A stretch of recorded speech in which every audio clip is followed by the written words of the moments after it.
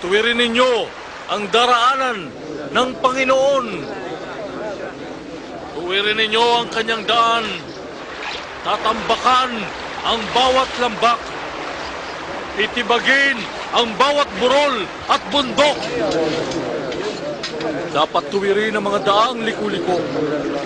At ang mga baku-bakong daan ay dapat patagin. At makikita ng lahat ang pagliligtas ng Diyos. Anong aming gagawin? Ano nga ba dapat namin gawin? Kayong mga ulupong. Anong gusto mong gawin namin?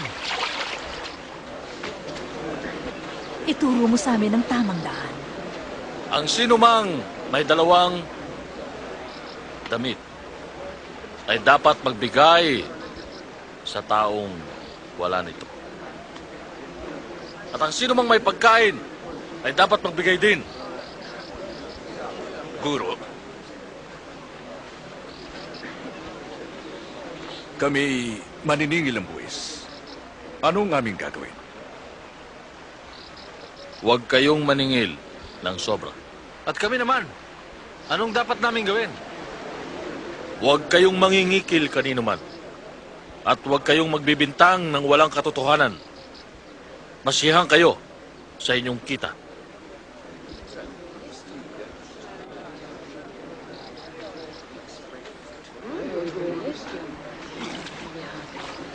Sabihin mo, ikaw bang Kristo?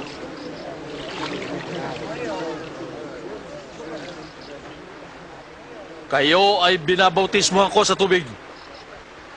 Ngunit may darating na higit na dakila kaysa sa akin. Hindi ako karapat-dapat na magkalag ng tali ng kanyang sandalyas. Siya ay magbabautismo sa Espiritu at sa apoy. Hawak niya ang kalaykay upang alisin ang dayami at titipunin ang trigo sa kanyang kamalig.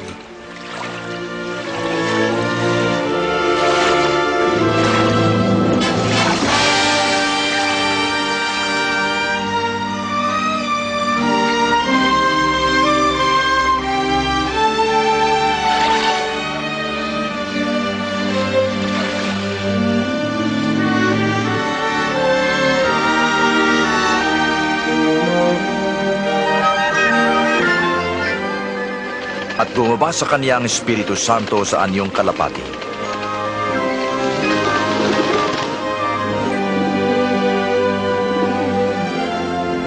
Isang tinig mula sa langit ang nagsabi, "Ikaw ang minamahal kong anak, lubos kitang kinalulugdan."